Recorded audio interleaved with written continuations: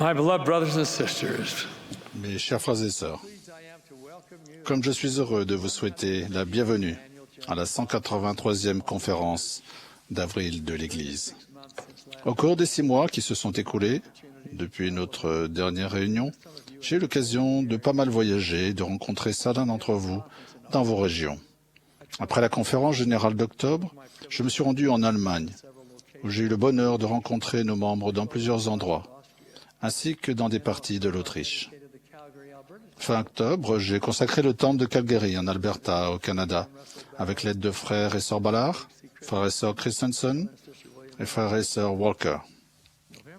En novembre, j'ai reconsacré le temple de Boise, en Idaho. J'étais accompagné de frères et sœurs Bednar, de frères et sœurs Christensen et de frères et sœurs Walker qui ont participé à la consécration. Les spectacles culturels donnés à l'occasion de ces 2 consécrations étaient remarquables. Je n'ai pas assisté à celui de Calgary, car c'était le 85e anniversaire de Sœur Monson. Il m'a semblé que je devais être avec elle. Cependant, elle et moi avons pu regarder dans notre salon le spectacle télédiffusé en circuit fermé. Puis j'ai pris l'avion pour Calgary le lendemain matin pour la consécration. À Boise, plus de 9000 de nos jeunes du secteur du temple ont participé au spectacle culturel. Tant de jeunes étaient impliqués qu'il n'y avait pas de place pour les membres de leur famille dans le stade couvert où ils se sont produits. Le mois dernier, le président Uchtdorf, accompagné de sœur Uchtdorf, de frères et sœurs Hollande et de frères et sœurs Schweitzer, s'est rendu à Tegucigalpa, au Honduras, pour consacrer notre temple qui vient d'être achevé.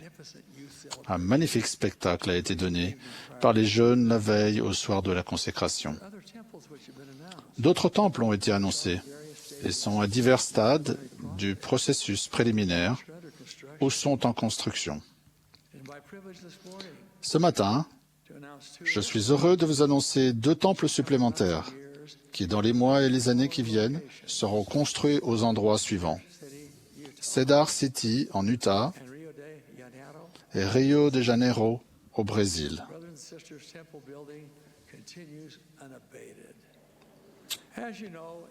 Mes frères et sœurs, la construction des temples continue sans ralentir. Comme vous le savez, lors de la conférence générale d'octobre, j'ai annoncé des changements dans l'âge auquel les jeunes gens et les jeunes filles peuvent faire une mission à plein temps. Les jeunes gens peuvent maintenant servir à 18 ans, les jeunes filles à 19. La réaction de nos jeunes a été remarquable et inspirante.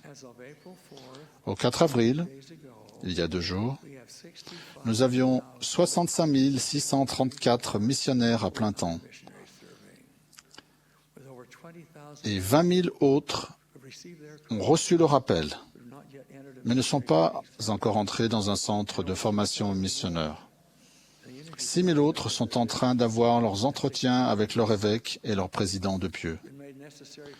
Nous avons dû créer 58 nouvelles missions pour accueillir le nombre croissant de missionnaires. Pour soutenir cette force missionnaire, et parce que beaucoup de nos missionnaires sont de situation modeste, nous vous invitons, si vous le pouvez, à donner généreusement au Fonds missionnaire général de l'Église. À présent, mes frères et sœurs, nous allons entendre des messages inspirés, aujourd'hui et demain. Les personnes qui vont nous les adresser se sont efforcées, dans la prière, de savoir ce que le Seigneur veut que nous entendions en ce moment. Je vous exhorte à être attentifs et réceptifs au message que vous allez entendre. Je prie pour que nous le fassions, au nom de Jésus-Christ, le Seigneur. Amen.